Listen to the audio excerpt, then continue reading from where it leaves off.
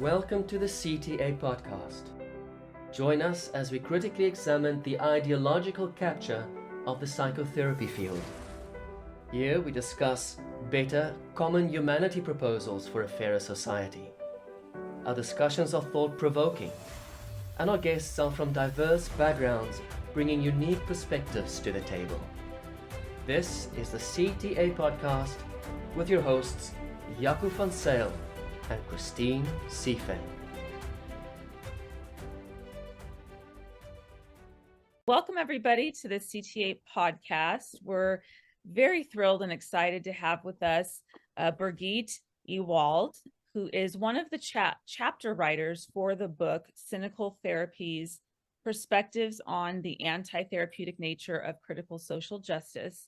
So those who have been following us for a while have seen that we've had many authors from the book join us, and we've also interviewed other kinds of guests. So we're happy that we're able to get one more author in here tonight to talk about your chapter and what it was about, what inspired you to write it, and how that's influenced the way you practice today and how you see the field in general. Birgit Ewald is a UK-based counselor, clinical supervisor, and lecturer in counseling. She's worked with adults, adolescents, and families in diverse settings, as well as having her own private practice. She has a long-standing interest in psycho-spiritual development, the interface between psychology and spirituality, and the nature of relationships. For her PhD, she's currently researching the therapist's experience of therapeutic presence, in particular, the transpersonal spiritual dimension of presence. And your chapter here is called Therapeutic Presence and the Inadequacy of Critical Social Justice.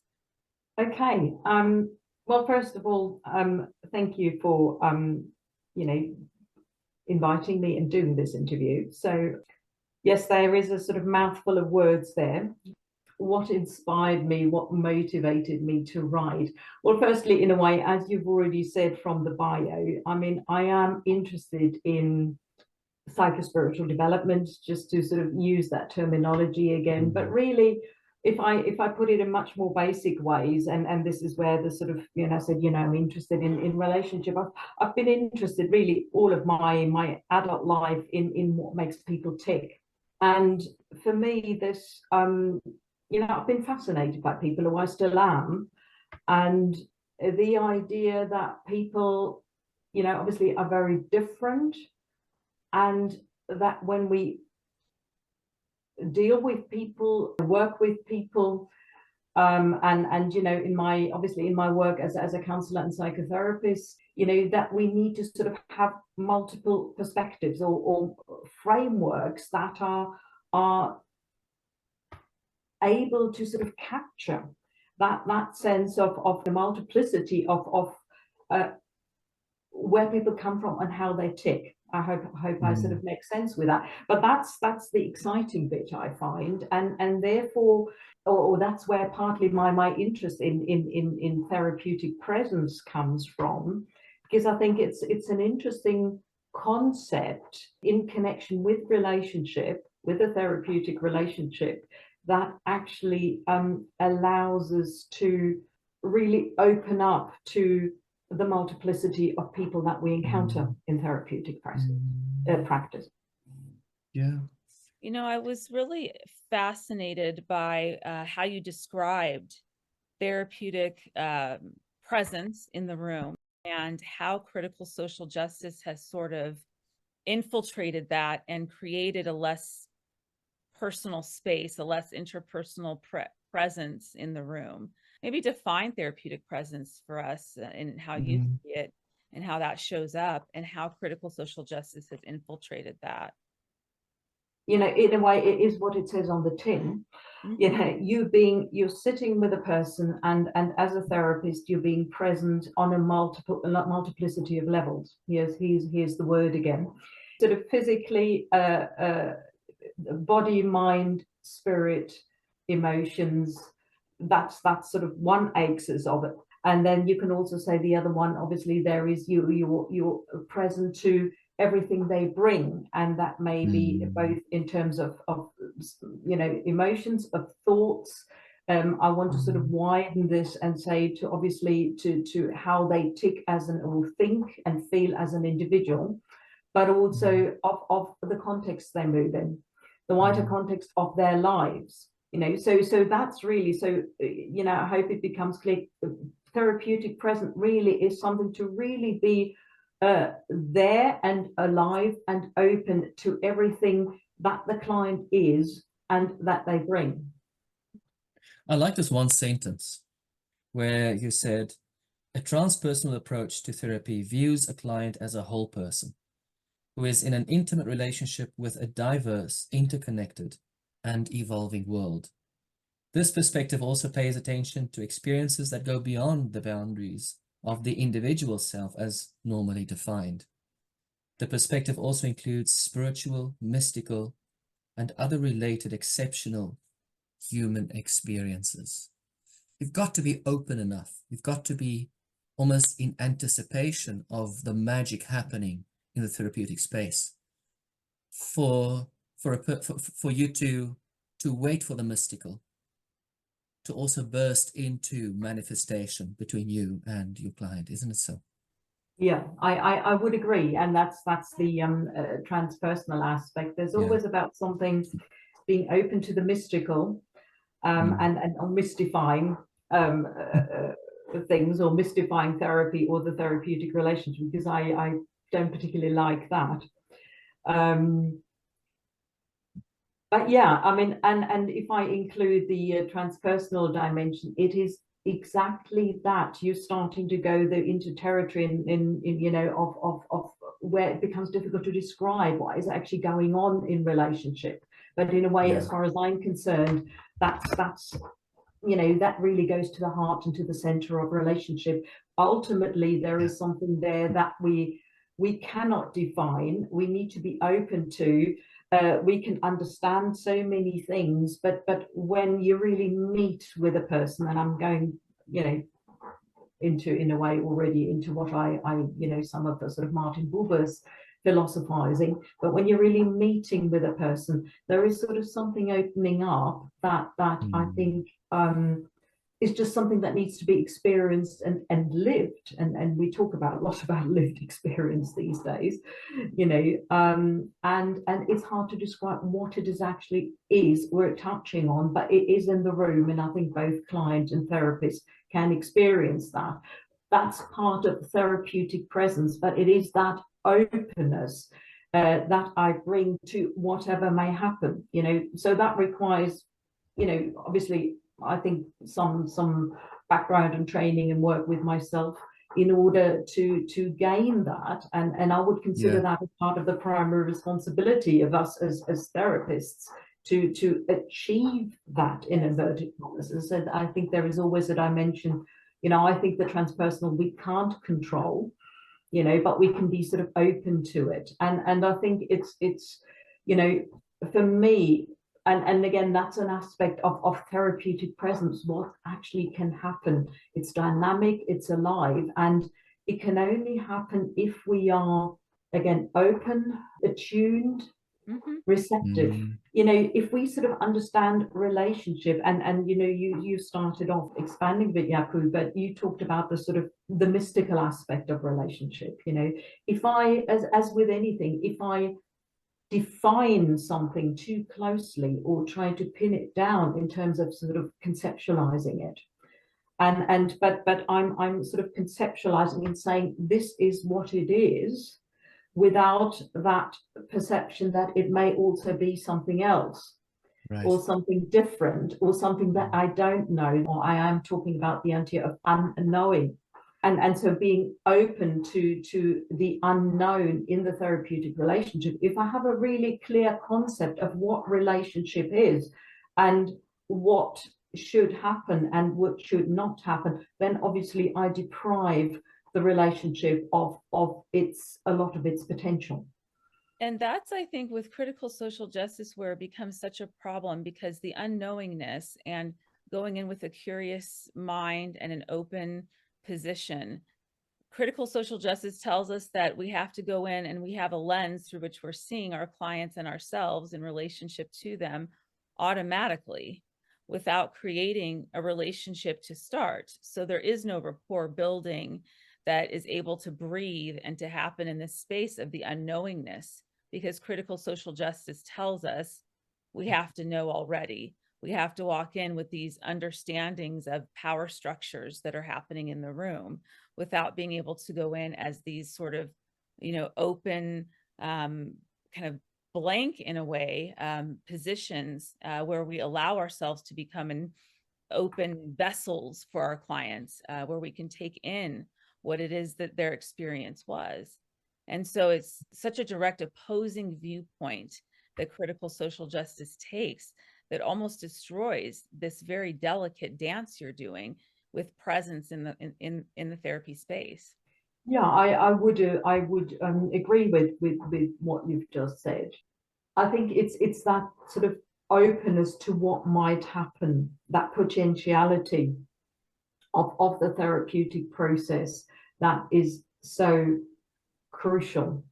When we talk about openness, there is always that question, sort of how open can we be, and how much do I bring as a therapist my own stuff, my own history, my own context, and I guess that's also part of where some of the critical social justice theory asks some legitimate questions that we sort of, we need to, I come from a cultural context, I come from a social context, I bring my own history.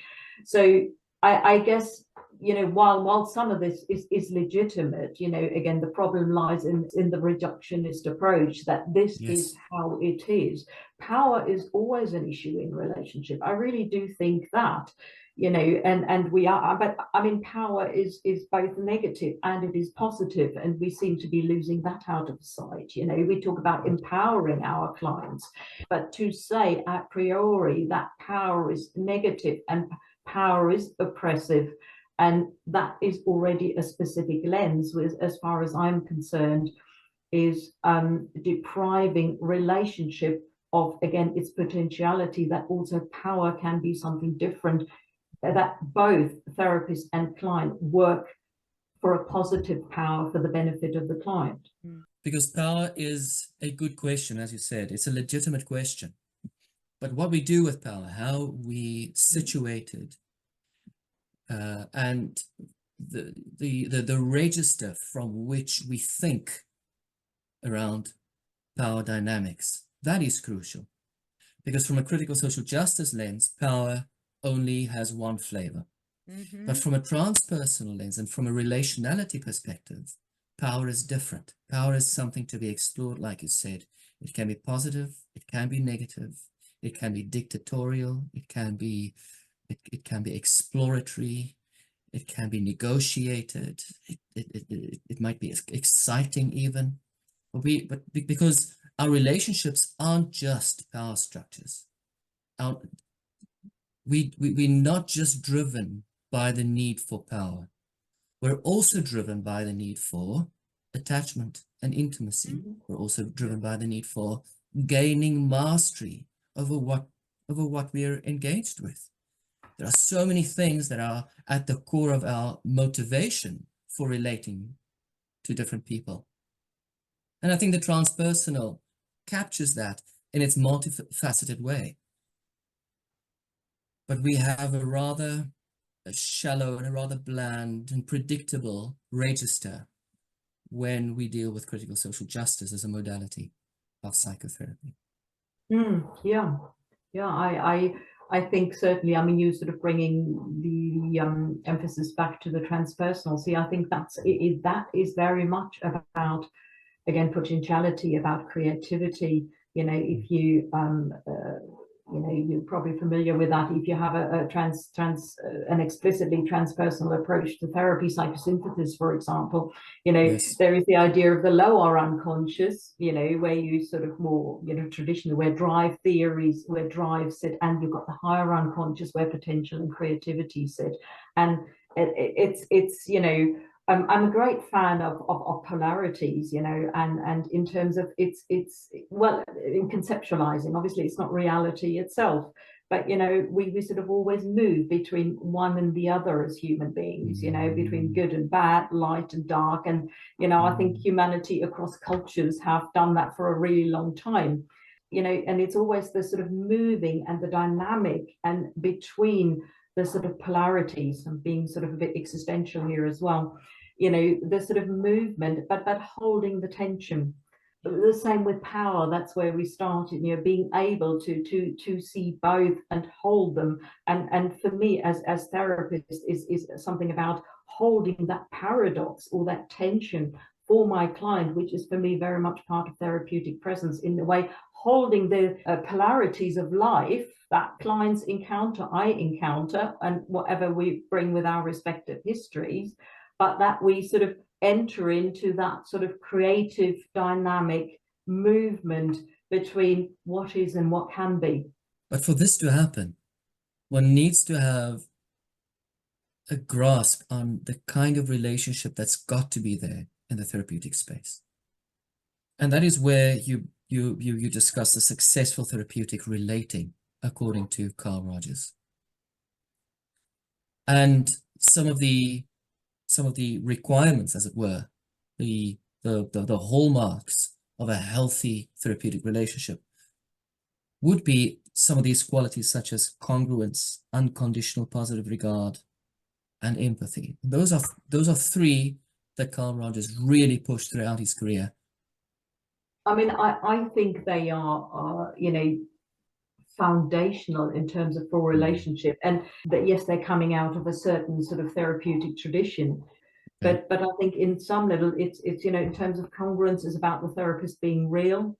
Empathy is as far as I'm paraphrasing, an openness, again back to the receptivity, attunement, being able to put myself into the shoes of somebody else, and unconditional positive regard, again, is not sort of, as far as I understand it, is not about accepting everything that the client says or agreeing with everything, but is, and this goes, as far as I'm concerned, for me, back to a transpersonal core of a person. Nice. It is accepting a person for who they are, essentially.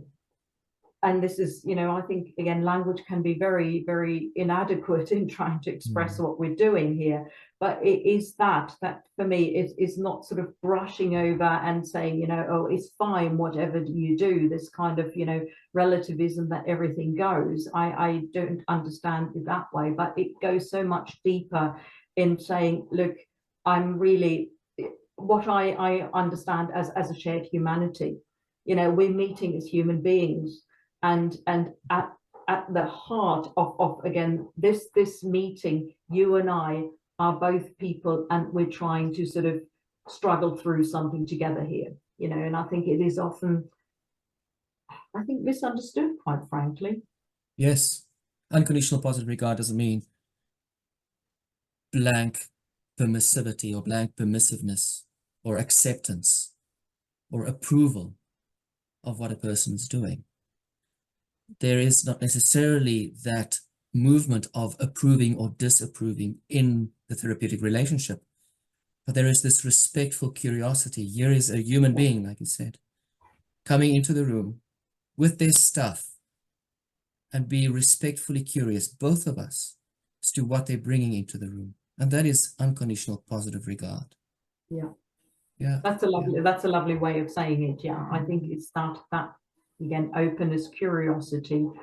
I'm in my own thinking, I'm sort of, this idea of bracketing makes a lot of sense, again, which is part of unconditional positive regard, but also, this I bracket my own stuff, and I try to, be open and curious is a good word to what my client brings.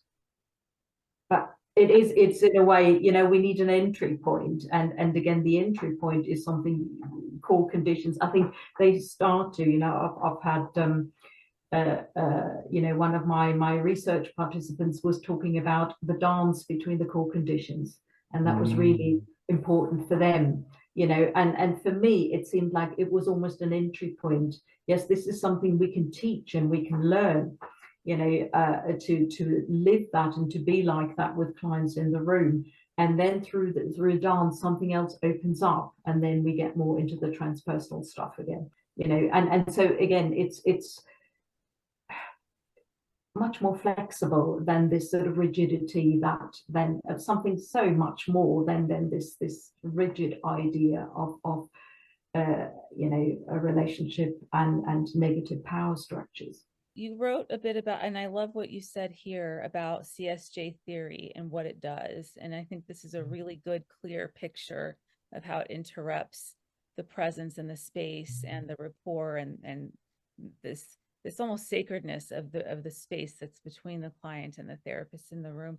You wrote, CSJ theory asserts that inherent negative power dynamics in these intersecting identities necessarily create positions of privilege and marginalization, oppression, dehumanization, and that relationships in general, and the therapy relationship would be no exception, are primarily viewed through a lens of oppressive power dynamics at play, where consequently both the client and the therapist are not primarily seen as humans in relation to each other and the sociocultural world around them, but are instead viewed as defined by their intersecting group identities, and importantly, the differences and inequalities these identities create.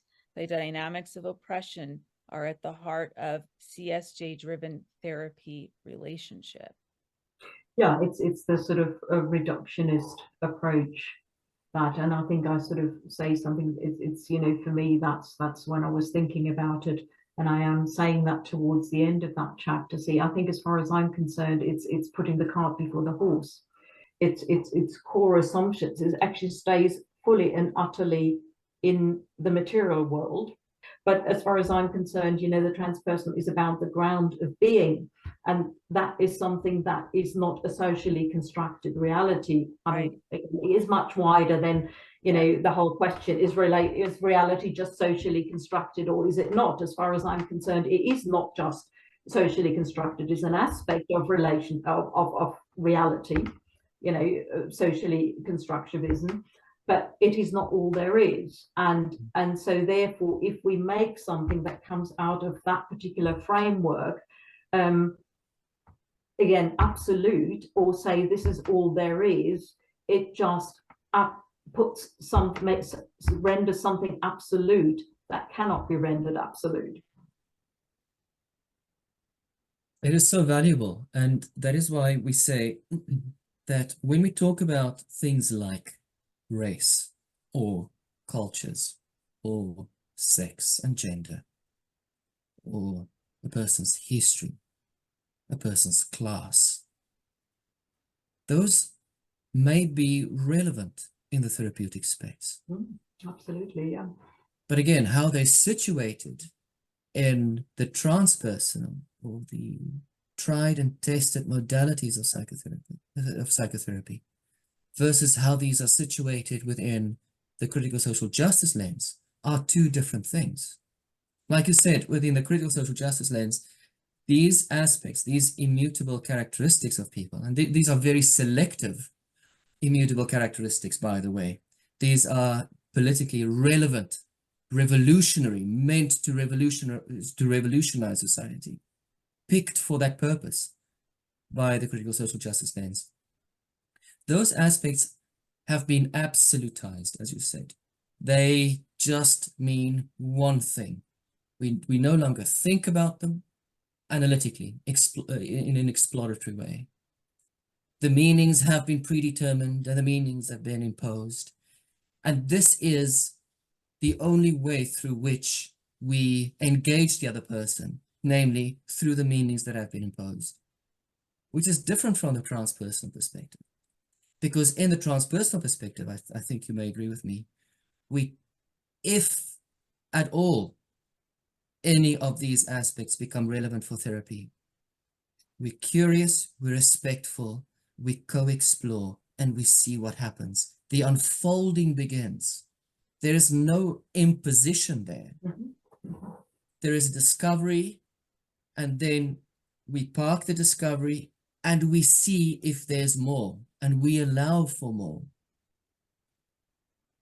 So things like race and sex and gender and all these other things are relevant enough in therapy. And I'm repeating myself, and I would like to get your thought on this. It is just, it has just been sabotaged. It has just been sabotaged by this very trendy form of politicized psychotherapy, in my opinion. Yeah, I mean, I think you sort of said that very sort of neatly to the point. Of course, you know, absolutely. I mean, all these things are important. These concepts, these criteria, how people understand themselves, and they're real. You know, any of those concerns and issues they express, they're real. They're part of people's experience. They're part of the real world.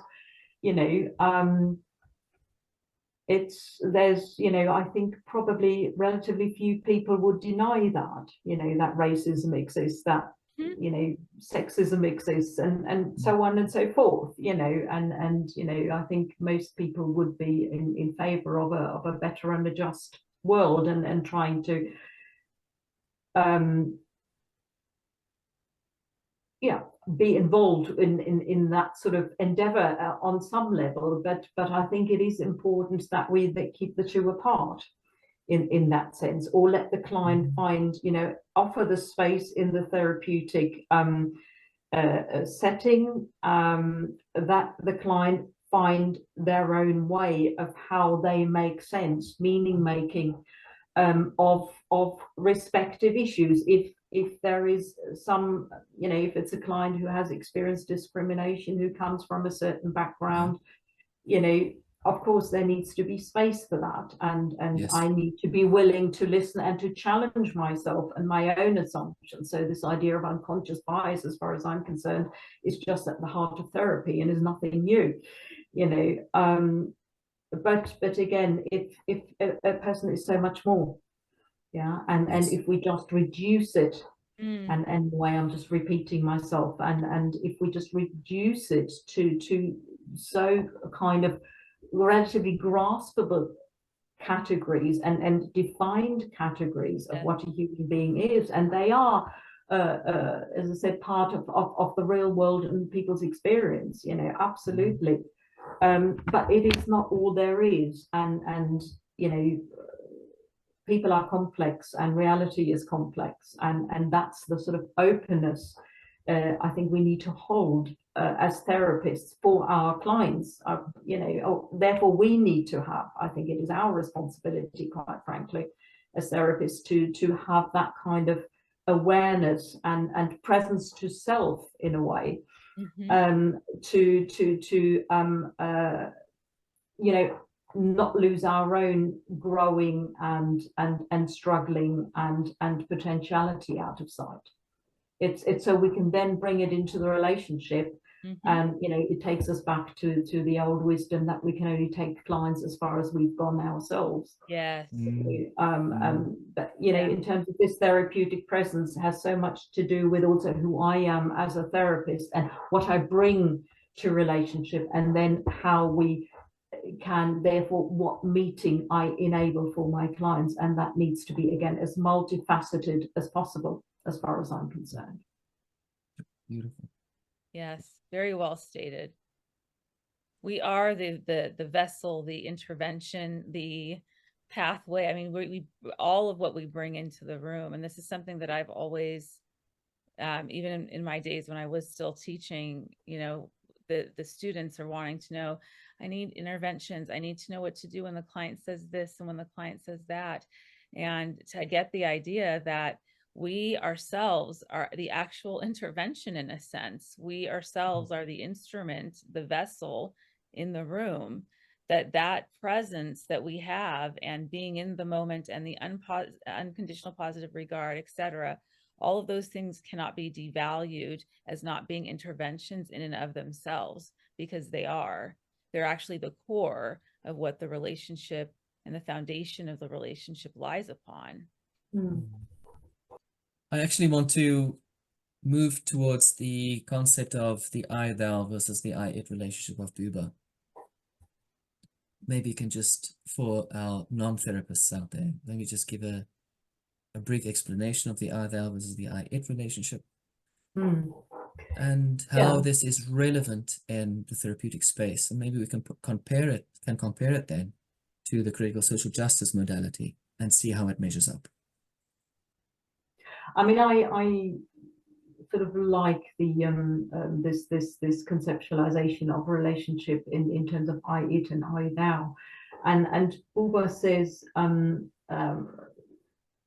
Martin Buber says you know, there's relationship happens in sort of two, there's two dynamics you know, to it, an I it and I thou, and so I it is how we sort of is almost is our everyday way of being and communicating in the world. We look at the world through our lenses, you know, cultural, social context, all those really sort of those aspects come in, individual history, and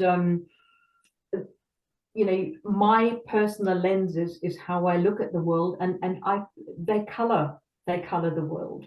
Sure. You know, they always interpret this idea of meaning making, you know, sort of coming back to a sort of perhaps more of an existentialist perspective. We're always, you know, interpreting in a way phenomenology. You know, we're always interpreting, we're always making sense, and obviously how, you know, I use particular lenses, and I make sense of the world, and so I meet another person, I see another person through my particular set of lenses. That's I it. So therefore I, which is then me as a person, I see my world as an it, some form of object. There is always a sense of or tendency to objectify not just people but the world we live in general situations. I always have a sort of some form of objectifying perspective. That's the sort of I it modality. So this is what we do. We do this all the time. You know, it's part of human existence. You know, to me that makes sense, this kind of understanding. But then there is also those kind of moments, and it's probably more moments than something that we live consistently. But this idea when we actually genuinely encounter our world in an I thou mode, and the idea is that actually for that sort of you know, a shorter or a longer period of time, we're actually genuinely able to see something more than how it actually really is. Yeah, it's I suspend my own lenses.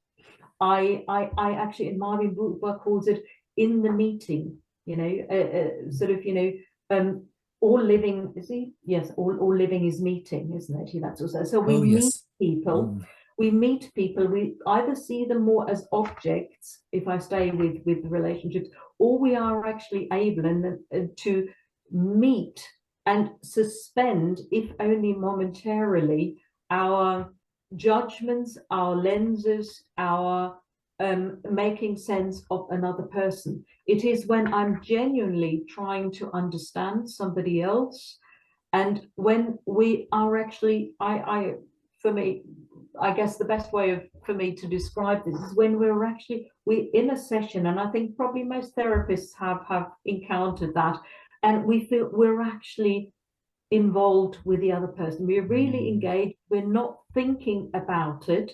There is some form of engagement that just happens. And often those kind of therapeutic moments are really sort of important moments when we feel something shifts, or there is a sense of connection, the client has an insight.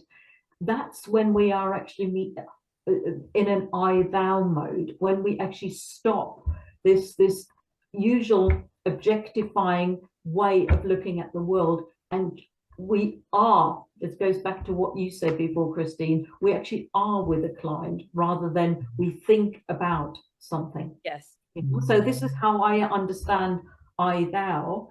It's and for Martin Buber, I mean, Martin Buber was a philosopher and a mystic, And he does say, coming back to the transpersonal, he calls it I thou. It is, I can see in I thou, when I actually genuinely meet a person, he was saying, I can see the face of the divine in the other. Yeah. So this is going right again back to what I said earlier, to the core of the essence of who we are as people. Yeah. And to me, that makes sense, again, from my experience with clients, from my experience with therapists, from my experience with people. You can have those moments with friends when you're sort of, you know, they happen all the time. You know, it's a question of how we are aware, but those are also, again, that's my experience. And I know from people I've talked with about this, those kind of change moments in therapy seem to sort of have a bit of that quality of an I thou meeting. It is the dance, again, both are necessary, Buber says. So it's not we just go for one and we forget about the other. A therapeutic relationship is about both. We meet, but also obviously the awareness and the reflective part is a huge aspect of therapy in its whatever modality we come from, really. And so therefore, you know, again, this objectifying another is not a bad thing. It is simply what we do when we reflect about, but therefore we also automatically much more back into our own meaning systems and sense-making systems. And that's for both the therapist and the client. But obviously, for me as a therapist, my job is always to help the client to find and develop their own meaning-making systems. I thou, the possibility, and I thou springs again out of the openness, out of the attunement, out of the dance between the core conditions. Yeah, that's how I understand it. So therapy, therapeutic presence always needs to have that possibility for I thou, and then it goes back to I it, the reflection. But if we, as then the way I've said it, I've expressed it in the article. See, I think if we define relationship too much and saying this is what it is and these are the parameters, then we are in it permanently and constantly. Yes. Because we're always looking at relationship through a particular lens, and there is no possibilities that this lens can, you know, disappear or become something different, or just an open space where the client brings in their lens, but we still move in an open space. A paradox again. I think I'm talking about a paradox here. Something that only has the potential to be I it cannot be the foundation of therapy. We need to be able to have something bigger and larger, and then I it is part of that, but it needs that creative dynamism and energetic flow between those different modes of relating for effective therapy. And isn't it interesting? Many times we find people who are yearning for the I thou. They're yearning for a space where they can recognize the other in more experiential ways and more open ways, but also to be recognized by the other in such ways. And when you said there is racism and instances of sexism and instances of this and that, of misrecognition, of an I-it relationship that reduces the other person just to, say, token values out there in the world. But therapy has to be open to the actual person. And I think where critical social justice falls short is their solution to the misrecognition in the world out there is misrecognizing yet again, just in a different way. And that is by categorizing, classifying individuals as tokens of immutable characteristics. And that is where the solution becomes a perpetual problem, or a re-perpetuation of the same problem, leading to misrecognition, misattunement, rigidity, and no room for unfolding. Yeah. No room. I mean, that's where I think it's you know, it's not working.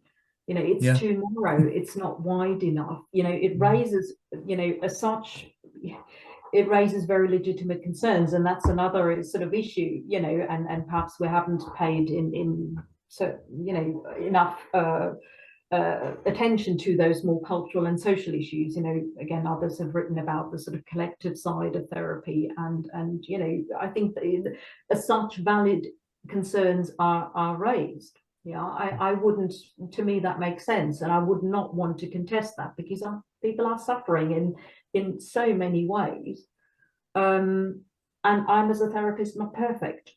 You know, there's always, like I said, the sort of growing, and for me, but it is, for me, the word potential, and that's what I'm hearing in what you've just said, Jackie. You know, we are just so much more, and part of helping our clients, or facilitating, it's a better word, I think, facilitating our clients, you know, we talk about sort of healing and growing, is also part of the reflective process, is of perhaps changes in meaning making systems. You know, how do I understand myself in relationship to the world? How can I relate differently, but not in terms of there's something wrong with me, because I think that's actually a common misapprehension in all of this. You know, it's simply, you know, in the sense of empowering. You know, I can leave situations as an adult, different with children, you know, or what can I do? It's the nurturing and fostering of agency, rather than this being caught up in structures that are too narrow to offer alternative ways of meaning making. I feel quite passionate about this, you know, being present to what is in the room, and you know, the multiplicity of levels on which we are engaging with a client, you know, and you know, yeah, for me, that's at the heart of the therapeutic endeavor. Absolutely.